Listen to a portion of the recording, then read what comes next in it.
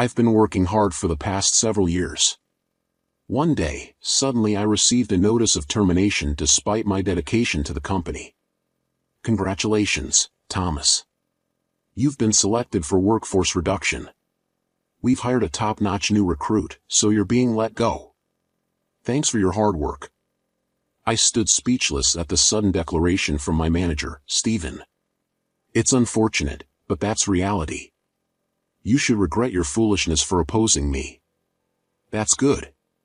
He was taken aback by my response and stopped speaking, but soon he regained his composure and flashed that nasty smug grin. No matter how tough you talk, you're still fired. Pack your things and leave. He walked away laughing loudly, but he truly understood the meaning of my words. The next day, my name is Thomas. I've been working at Patrick Manufacturing, which makes industrial machinery, for 20 years. Before I knew it, I had become 43 years old, focusing solely on my work and working tirelessly. Even though I've been around for a long time, I'm still a regular employee without any position. That's because I love tinkering with machines more than anything and wanted to stay on the production floor forever. There were several opportunities for promotion, but I always explained my situation and had the promotion deferred. For me, having the environment to freely create machines was more important than the salary. However, such happy days came to an abrupt end yesterday. Despite my 20 years of dedicated service, I was suddenly given a termination notice. Looking back, Stephen becoming my supervisor was the direct cause. All my previous supervisors were hardworking and respectable mentors. They would cover for my mistakes and collaborate with other departments to solve problems when consulted. Such a culture allowed Patrick Manufacturing to gain a certain level of trust in the industry despite being a small company. But that changed when the CEO was replaced and his nephew Stephen was transferred here. I won't tolerate the lax atmosphere of this workplace. From now on, every employee must give their all to achieve results, Stephen declared abruptly in his first address. At first, we employees were confused but tried to accept his demands. Needless to say, everyone at the factory has been passionate about machine manufacturing. Without being told, we were already trying our best to get the job done. But Stephen, without understanding the situation on the ground, kept demanding higher sales without any concrete instructions. We were constantly reprimanded, and I finally decided to speak directly to him. Stephen, everyone is doing their best every day, but if you ask us to improve our performance without specific directions, we don't understand how. If you guys working on the ground don't understand, how should I know? Mr. Patrick boasted that you are excellent employees. If you're so talented, you should be able to figure it out without my instructions. No matter how hard I tried to communicate, he was always like this, making conversation impossible. Through persistent discussions, I realized that he was completely inexperienced. It seems Mr. Patrick called his nephew, who had been drifting from job to job in various industries, to give him a position out of pity. I gave up on expecting concrete instructions from Stephen, but he held a grudge against me for embarrassing him in the meeting and resented me persistently afterward. I heard you're in your 40s, Thomas. In other companies, you'd be considered a mid-level employee. Why are you still a regular employee here? Stephen sneered. I enjoy working on the production floor and wish to continue here until the end. No need for such excuses. In other words, you're incompetent. We don't need incompetent employees here, but do your best to work hard. Whenever we crossed paths, he would make sarcastic remarks and complain. Gradually, his sarcasm wasn't just directed at me but also at Amanda, my right-hand woman. She is a younger woman in her 30s with exceptional skills and a great sense for the work. That's why I always included her in my product development, but Stephen mocked her for it. This company has generous benefits, Thomas. Even as a babysitter assigned to him, he laughed, comparing me and Amanda. Seeing him laugh, I almost retorted. I could ignore insults directed at me, but involving other employees was different. However, it was Amanda herself who held me back. I know how capable you are. No matter what anyone says, we just need to prove ourselves through our work, she said with a smile that always cheered everyone up and helped ease my tension. This is how we managed to continue our daily work despite the troublesome presence of Stephen. However, over time, his behavior became even more unbearable. It became the norm for him to leave work on time while pushing his tasks onto his subordinates. Although we employees covered his work, he never showed any gratitude or appreciation. Moreover, when employees applied for paid leave, he would reject it with unreasonable excuses like being too busy or coinciding with his own leave. Realizing that this was unsustainable, we decided to directly complain to Mr. Patrick about him. We believed that only he, being a relative, could change Stephen's attitude, but the result was a complete failure. Instead of reprimanding Stephen, I was the one who got scolded. "You've been with this company for 20 years, haven't you? It's your role to support Stephen, yet you complain without making any effort. From now on, devote yourself more to assisting him." Hearing this directly from the CEO made me utterly disillusioned with the company. Since then, Stephen has been subjecting me to various petty harassments. I've been working on developing a machine that assembles parts for about 5 years. I named it Fabs, combining fabrication and fabulous to represent the joy of creation. Fabs was designed to handle large and heavy parts accurately, automating a wide range of assembly tasks. Once completed, it would replace manual insertion processes, significantly reducing work time and stabilizing quality.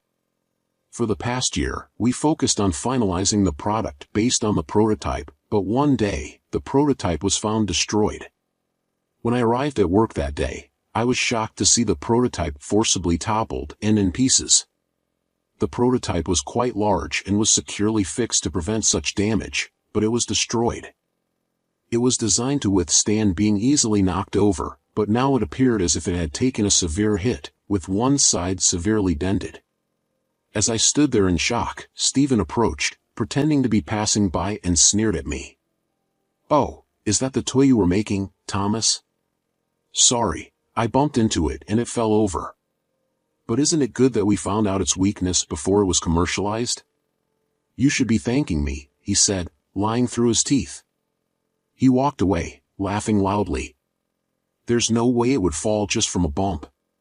It was designed to withstand repeated shaking." Even though I knew it was his doing, without any proof of his deliberate act, I couldn't report it anywhere. Swallowing my frustration, I began repairing the prototype. Fortunately, most of the internal circuitry was intact, and within a few days, the prototype was restored. Since then, I made sure to lock the room where the prototype was kept whenever I left. Previously, the development room was always open so that anyone in the company could freely observe it. The low barriers for exchanging opinions across positions and departments were a strong point of this company, but from that day, such enjoyment became a thing of the past. Besides this incident, Stephen continued to harass me by shredding documents I created and piling an excessive amount of paperwork solely on me. Additionally, he would answer calls intended for me and delete data I was responsible for without permission, taking his harassment to new levels. Despite this, I stayed at the company because I had a strong resolve not to leave until Fabs was officially launched. I believed that once Fabs was released, it could bring about a small revolution in the manufacturing industry, which was suffering from a labor shortage. Holding on to this belief, I endured Stephen's daily provocations and immersed myself in product development. In the midst of these trying days, a turning point finally arrived. One day, an envelope was delivered to my desk. It was an invitation to the world's largest technology and manufacturing exhibition. This exhibition was a platform to showcase the latest manufacturing and implementation technologies in electronics, attracting related industries from both domestic and international companies, such as electronics, semiconductors, and automotive parts manufacturers. I had applied to present Fabs, which I had been developing for 5 years, at this event. Now everyone will see how amazing Fabs is, I thought. I prepared day and night for the exhibition, fine-tuning Fabs and getting ready for the presentation. On the day of the exhibition, the venue was filled with industry experts and media representatives. Finally, it was time to present Fabs. As the presentation time approached, I felt a thrilling excitement like never before. But just 5 minutes before the start, I was suddenly called out by the event organizers. Thomas, we're sorry, but Stephen will be presenting instead of you. What? Stephen? I was bewildered. While I was trying to process this, Stephen walked past me with my presentation materials and took the stage. He then began presenting the content I was supposed to present with a self-satisfied look on his face. What is going on? I prepared everything, the demo files for Fabs, the PR videos, everything was made by me, I thought next to me. Amanda was also trembling at the sight before us. This is terrible. I can't believe it. He has stolen all of your work, Thomas. Fabs is my creation. I built it from scratch and finally brought it to completion. After the presentation, Stephen, completely satisfied, approached us as we stood there in shock. Stephen, what is the meaning of this? What's the problem? It's obvious it's better for a department head like me to explain than a regular employee like you. Don't you understand that it increases the chances of successful deals? He retorted, showing no remorse whatsoever. Unable to hold back, I finally let go of my usual resignation and protested. But Fabs is my invention. You don't even understand the content of the materials you just read, do you? The employee who understands the product should be the one presenting.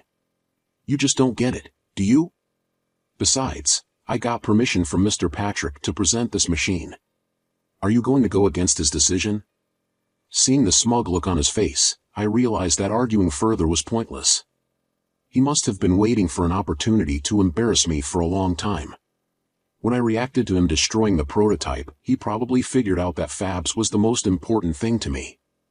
He had undoubtedly arranged everything in advance with Mr. Patrick to take Fabs away from me. But being told it was the CEO's decision, there was nothing more a regular employee like me could do. As I stood there swallowing my frustration, Stephen patted me on the shoulder and walked away with a gleeful look. Well, since there's nothing more to discuss, I'll take my leave. I have to handle the inquiries and orders for that machine. As expected, Fabs was welcomed with open arms by the industry. Stephen had stolen my product and, as a result, gained significant recognition and fame. Seeing Stephen and Mr. Patrick reveling in their success, I finally made up my mind. The most shocking news came the day after the exhibition. Today, remembering the humiliating events of the previous day, I went to work as usual. However, my desk was completely empty. All the research I had accumulated over the years and the meticulously gathered documents were gone. What is going on here? I don't know. I have no idea. When I came in this morning, it was already like this, Amanda said. I asked my other colleagues, but everyone just shook their heads, clueless. After searching the department, we found that everything from my desk had been stuffed into garbage bags and left in a storage room. Who would do something like this? Amanda muttered in shock, and everyone thought of the same person at that moment. Thomas, what are you doing over there? Stephen appeared, grinning smugly, clearly in high spirits. He glanced at me holding the garbage bags and snorted derisively.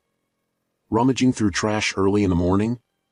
You've really hit rock bottom, haven't you? My belongings were thrown away. Do you know anything about it, Stephen? Oh, that? It was all unnecessary, so I took care of it last night. You should be thanking me. He casually admitted it was his doing, leaving me speechless as I struggled to find a response. He smiled and dropped a bombshell. Congratulations, Thomas. You've been selected for workforce reduction. We're hiring a top-tier new graduate starting tomorrow, so you're fired. I was stunned by the sudden announcement. He continued, enjoying himself. The new hire is Mr. Patrick's son. He's a young, college-educated employee, totally different from an eternal regular employee like you. The machine you made, Fabs or whatever, is finished, right? That means you're no longer needed by the company. The new hire will use your desk starting tomorrow, so clear it out and leave today. In other words, you're fired. I've worked diligently for 20 years, and now you're telling me to leave by the end of today? His grin widened even more at my response. That's what I've been saying. A regular employee can't even understand when they're being fired. Listen, Thomas, you're fired. It's unfortunate, but that's reality. You should regret the foolishness of opposing me. That's good. He was taken aback and stopped talking. What did you just say? I said that's good, Stephen. Can't you understand my response? This company may be what it is now, but I've been here for 20 years. I was hesitant to submit my resignation, but since you fired me for the company's convenience, it's a different story. Now I can leave this company proudly. Hearing my words, Stephen stood there dumbfounded for a moment, but soon he shook his head, regaining his composure, and that nasty smug grin returned to his face. Is this the howl of a loser? No matter how much you pretend to be tough, you're still fired. Pack your things and leave. I will. And by the way, I'll be taking all the unpaid vacation days I've accrued. For a lowly employee, you sure know how to use your head. Take as many days off as you want. With that, he laughed loudly and walked away. I gathered my necessary belongings and left the company. After 20 years of commuting every day, rain or shine, it ended rather abruptly. Thinking about this, I slept in late the next day, forgetting all my past fatigue. But when I woke up and saw my phone screen by my pillow, I blinked in surprise. What is with all these missed calls? There were dozens of missed calls from the workplace I had just left. They must have been calling nonstop since the start of the workday. As I sighed at the long list of missed calls, another call came in. I was tempted to ignore it, but the constant ringing was draining the battery, and it was annoying. I realized that if the calls continued like this, I wouldn't be able to use my phone properly, so reluctantly, I decided to answer. Hello, this is Thomas. Finally. How long were you going to keep me waiting? The workplace is in chaos. Get here immediately. The person yelling was, of course, Stephen. Without waiting for my response, he started babbling about the situation. According to him, when he arrived at work this morning, there were no employees present. When no one showed up at the start of the workday, Stephen began calling each employee, only to find out that everyone had resigned. Shocked, he visited the CEO's office but found only a pale-faced Mr. Patrick, with his secretary nowhere to be found. After you left yesterday, all the employees came to submit their resignations. They all said they would leave in a month and use their remaining vacation days during that month. I thought it was a joke and ignored it, but no one showed up today. I only fired Thomas. Why did the other employees resign too? Stephen was at a loss, and Mr. Patrick had no answers either. Gradually, Stephen's face turned red with panic. This means there's no one to do the handover. The company is in serious trouble. I told them the same thing, but they insisted it was according to the rules and no one would come back. Did they really have that many vacation days left? And taking a month's worth of vacation is incredibly unprofessional. His rant continued, and then he started berating me over the phone. You mentioned taking your vacation days yesterday, right? This company's employees have no sense. Taking vacation days when you're fired, and for a whole month no less. This is fraud. There's nothing unusual about it, I replied, completely exasperated. I explained the vacation policy to him. In this company, employees earn 20 days of paid leave each year. Additionally, for this particular year, they can carry over unused days to the next year. Thus, employees could accumulate up to 40 days of paid leave if they choose to. Ever since you came, you've been denying our vacation requests for various reasons, so everyone carried over their unused vacation days. This is just karma for what you've done to us. No way, his weak voice was clear even over the phone. But then he snapped back to reality and raised his voice again. All right, I'll give up on the other employees, but you must convince Amanda, who worked with you, to stay. What? Why just her? She knows all the ins and outs of your complicated work. After firing you, I planned to have her take over your tasks, but now she's left too. My plan is ruined. That's unfortunate, I suppressed the urge to laugh. Actually, after leaving the company yesterday, I met up with Amanda. I submitted my resignation to Mr. Patrick as well, she said, smiling brightly as she followed me out. Are you sure about this? Absolutely. A company that makes such poor decisions isn't worth staying at.